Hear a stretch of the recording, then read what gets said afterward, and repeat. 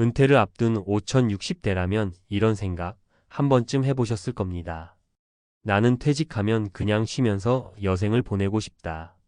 평생 고생했는데 이제 좀 놀 권리 있잖아? 맞습니다. 수십 년 동안 직장에서, 가정에서, 사회에서 맡은 역할을 다하며 땀 흘린 우리 세대가 이제는 편히 쉴 자격이 충분히 있죠. 그런데 여기서 많은 사람들이 놓치는 함정이 있습니다. 바로 쉬는 것이 곧 노후를 보장한다는 착각입니다. 놀랍게도 은퇴 후 같은 60대라도 일을 이어간 사람과 그냥 쉰 사람은 10년 뒤 삶의 모습이 완전히 달라져 있었습니다. 겉으로 보기엔 비슷한 조건에서 출발했지만 시간이 지나면서 건강, 경제, 사회적 관계, 심리적 안정감까지 모든 면에서 큰 차이가 벌어진 것이죠. 사례 1. 일한 62세 박씨 건강이 달라졌다. 경기도에 사는 박씨 62세는 58세에 대기업을 퇴직했습니다. 퇴직금으로는 대출을 갚고 남은 돈을 일부 투자했지만 당장 수입이 끊기자 불안이 몰려왔습니다. 그래서 그는 근처 학교에서 교무 보조 아르바이트를 시작했죠.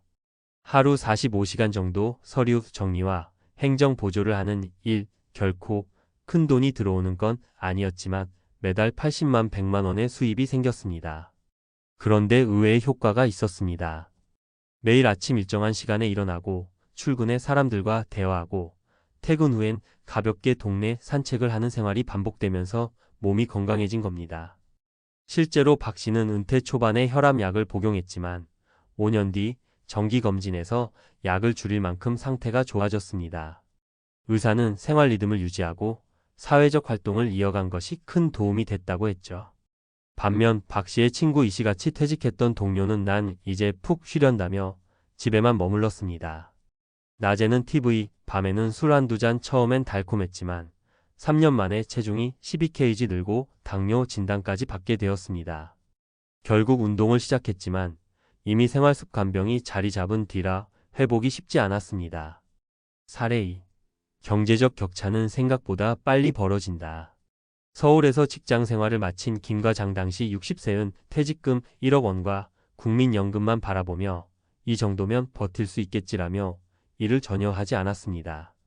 하지만 생활비는 생각보다 훨씬 빨리 돈을 갉아먹었습니다. 아파트 관리비, 자녀 결혼 지원, 손주 돌봄 비용까지 겹치자 5년 만에 퇴직금이 바닥났습니다. 국민연금만으로는 매달 150만 원 정도, 서울 생활비에는 턱없이 부족했습니다. 결국 65세가 되던 해 편의점 야간 아르바이트를 시작했는데 체력적으로 버티기 힘들어 몇 달 못 가 그만두고 말았죠. 반면 같은 나이의 최 씨는 퇴직 후 작은 전업을 시작했습니다. 동네 아이들에게 영어 과외를 가르치거나 지역 사회센터에서 강의도 하며 월 100만 원 정도를 벌었습니다. 큰 돈은 아니었지만 적자를 막는 정도만 돼도 은퇴 생활은 완전히 달랐습니다. 퇴직금은 안정적으로 굴리고 국민연금과 플러스 수입이 맞물려 쓰는 돈과 들어오는 돈의 균형이 유지된 겁니다. 결국 70대에 접어든 지금도 그는 여유 있는 생활을 누리고 있습니다. 사례 3. 관계와 외로움에서 갈린 인생. 경비원으로 일했던 63세 정 씨는 은퇴 후 아내와 함께 여행 다니며 살겠다는 꿈을 꾸었습니다. 하지만 막상 퇴직 후 집에만 있으니 아내와 부딪히는 일이 잦아졌습니다. 친구들도 일하는 사람은 만나기 바쁘고 자신은 점점 고립됐죠. 은퇴 5년 차, 그는 하루에 대화하는 시간이 10분도 안 된다며 우울증 진단까지 받았습니다. 반면 같은 아파트에 살던 64세 박 씨는 퇴직 후 지역 주민센터에서 도서관 관리 아르바이트를 했습니다. 일주일에 3일 하루 4시간 정도 책 정리와 안내 일을 하면서 동네 주민들과 자연스럽게 교류했습니다. 책을 빌려가는 사람들과 인사 나누고 같은 직원들과 차 한잔 하면서 웃다 보니 외로움이 덜했고 가정에서도 활력이 이어졌습니다. 아내도 당신이 집에만 있을 때보다 훨씬 편하다며 웃음을 되찾았죠. 전문가 인사이트 왜 이런 차이가 생기는가? 전문가들은 은퇴 후 일의 의미를 단순히 돈벌이로만 보지 않습니다. 세 가지 측면에서 특히 중요합니다. 첫째, 경제적 안정입니다. 은퇴 후 생활비는 생각보다 훨씬 큽니다. 한국보건사회 연구원 자료에 따르면 60대 부부의 월 평균 최소 생활비는 약 230만 원, 체감상 중위 생활비는 360만 원 이상입니다. 국민연금만으로는 이 비용을 충당하기 어렵습니다. 따라서 소득의 플러스 알파는 필수적입니다. 둘째, 건강 유지입니다. 규칙적인 생활, 신체 활동, 사회적 접촉은 모두 건강의 핵심 요소입니다. WHO 보고서에서도 은퇴 후 가벼운 노동이나 자원봉사를 지속한 노년층은 그렇지 않은 집단보다 심혈관 질환 발생률이 낮다고 합니다. 셋째, 사회적 관계와 정체성입니다. 일은 단순히 돈을 버는 수단이 아니라 내가 여전히 사회에 필요하다는 메시지를 줍니다. 이 정체성이 무너질 때 외로움, 무가치감, 우울증이 따라오게 되죠. 결국 은퇴 후 일은 선택이 아니라 준비다. 물론 모든 사람이 은퇴 후 일을 할 수 있는 건 아닙니다. 건강 상태, 개인 사정, 여건에 따라 다릅니다. 하지만 중요한 건 할 수 있는 범위에서 무언가를 이어간다는 태도입니다. 꼭 직장이 아니어도 좋습니다. 주 23회 파트타임, 지역봉사, 취미를 살린 소규모 활동도 다 의미 있는 일입니다. 은퇴 후 이를 바라보는 시각을 고생의 연장이 아니라 삶을 풍요롭게 하는 연결고리로 바꿔야 합니다. 쉬기만 하면 단기적으로는 달콤할 수 있지만 10년 뒤 돌이켜보면 건강 동관계에서 큰 차이가 납니다. 마무리. 퇴직 후 인생은 길게 잡으면 30년, 40년입니다. 쉬는 것이 목표가 아니라 지속 가능한 삶이 목표여야 합니다. 은퇴 후 일한 60대와 쉬기만 한 60대의 10년 뒤가 왜 그렇게 달라졌는지 이제는 명확히 알 수 있습니다. 여러분이라면 어떤 선택을 하시겠습니까? 은퇴 후 달콤한 휴식만을 선택하시겠습니까? 아니면 작은 일이라도 이어가며 건강과 돈, 그리고 삶의 의미를 붙잡으시겠습니까?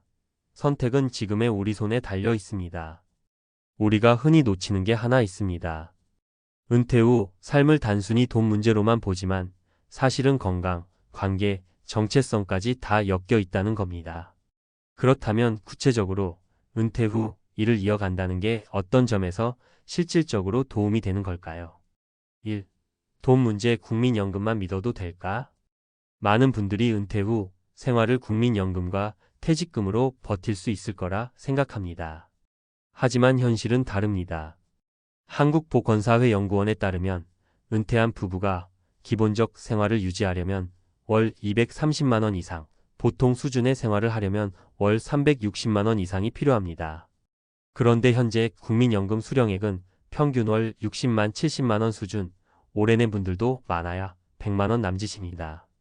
퇴직금이 있다고 해도 서울에서 전월세를 내고 생활비를 쓰다 보면 510년이면 바닥날 수 있죠.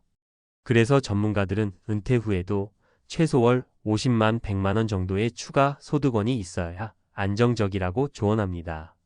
실제 사례로 62세에 퇴직한 분이 지역 마트에서 하루 4시간 정도 아르바이트를 하며 월 80만 원을 버는데 이 돈이 연금과 합쳐져 생활비를 균형 있게 맞춰줍니다. 반면 일을 하지 않고 국민연금만으로 생활하던 분은 5년 차부터 생활비 적자를 메우기 위해 대출을 끌어다 쓰는 상황이 벌어졌습니다. 똑같이 시작했는데도 추가 수입이 있느냐 없느냐가 인생의 안정성을 갈라버린 겁니다. 2. 건강 문제 운동보다 일하는 게 낫다. 많은 분들이 퇴직하면 운동을 열심히 하겠다고 다짐합니다. 하지만 실제로는 집에 있는 시간이 늘어나고 생활 리듬이 무너지면서 운동보다 오히려 활동량이 줄어듭니다. 세계보건기구 WHO 자료에 따르면 가벼운 노동이나 사회활동을 이어간 노년층은 그렇지 않은 집단보다 심혈관 질환 발생률이 30% 이상 낮습니다. 중요한 건 몸을 꾸준히 움직이는 습관이 유지된다는 점이에요. 예를 들어 퇴직 후 경비 일을 시작한 65세 남성은 매일 일정한 시간에 기상하고 아파트를 순찰하며 걷는 생활을 하다 보니 혈당 수치가 안정됐습니다. 반대로 같은 나이에 집에서 주로 TV를 보며 시간을 보내던 지인은 3년 만에 고혈압과 당뇨가 겹쳤습니다. 운동과 식단 조절을 따로 챙기지 않으면 건강이 무너지는 속도는 정말 빠릅니다. 3. 관계와 심리 문제 일은 외로움의 백신이다. 은퇴 후 가장 큰 위험은 외로움과 무가치감입니다. 직장에 다닐 때는 매일 자연스럽게 동료들과 대화를 나누지만 퇴직 후엔 그 연결이 뚝 끊어집니다. 서울대 사회발전연구소 조사에 따르면 퇴직 후 일을 이어간 노년층은 삶의 만족도 점수가 20% 이상 높게 나타났습니다. 그 이유는 단순합니다. 일터에서 사람을 만나고 나를 필요로 하는 순간이 있다는 게 삶의 활력이 되거든요. 예를 들어 은퇴 후 동네 도서관에서 주 3일 아르바이트를 하는 분은 사람들과 인사 나누는 그 짧은 순간들이 나를 살아있게 한다고 말합니다. 반대로 집에만 머물던 친구는 하루 종일 아내와도 대화가 몇 마디 없다며 우울감을 호소했습니다.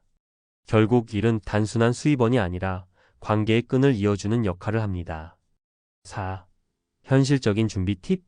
이제 구체적으로 은퇴를 준비하는 분들이 당장 할 수 있는 방법을 정리해 보겠습니다. 체력 점검부터 하자. 은퇴 후 일을 하려면 건강이 전제입니다. 정기검진을 통해 혈압, 혈당, 관절 상태 등을 확인하고 지금부터라도 꾸준히 체력 관리를 해야 합니다. 일을 시작하고 싶어도 건강이 받쳐주지 않으면 기회조차 잡을 수 없습니다. 작게 시작해도 된다. 꼭 풀타임 직장이 아니어도 좋습니다. 하루 34시간 파트타임, 주 23회만 해도 생활에 큰 차이가 납니다. 편의점, 학교 보조, 도서관 관리, 경비, 배달, 온라인 강의 등 다양한 선택지가 있습니다. 재능을 활용하라. 직장 생활에서 쌓은 경험을 살려 강의, 자문, 글쓰기, 과외로 이어갈 수 있습니다. 실제로 60대에 영어회화 과외를 시작한 분은 월 80만 원 수입도 좋지만 젊은 세대와 소통하는 게 더 큰 보람이라고 했습니다. 사회공헌 활동도 일이다. 꼭 돈이 목적이 아니더라도 자원봉사나 공익활동에 참여하면 심리적 만족과 관계망을 유지할 수 있습니다. 이런 활동은 때로 소액의 수당으로 이어지기도 합니다. 재정 계획을 세워라. 은퇴 후 월 지출을 미리 계산해보고 부족한 부분을 어떻게 메울지 계획해야 합니다. 국민연금 수령액과 퇴직금을 토대로 추가로 매달 얼마가 필요하다는 걸 정확히 파악해야 합니다. 그래야 일을 선택이 아니라 전략으로 볼 수 있습니다. 5. 주의해야 할 점.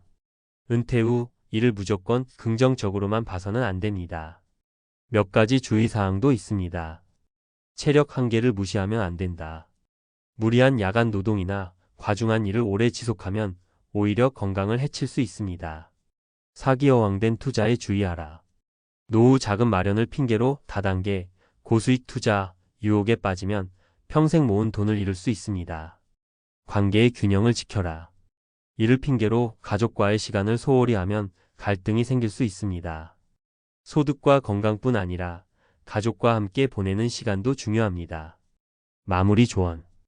은퇴 후 일을 이어가는 건 단순히 돈을 벌기 위한 선택이 아닙니다. 생활비를 메우고 건강을 지키며 사람과 연결되고 삶의 의미를 유지하는 종합적인 전략입니다.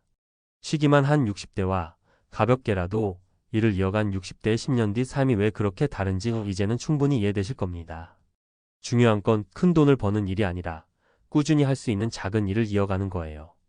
여러분이 지금 당장 할 수 있는 건 아주 단순합니다. 내 체력과 상황에 맞는 일을 미리 탐색하고 작게라도 시작해보는 것. 그게 은퇴 후 삶을 지켜주는 가장 현실적이고 강력한 무기입니다.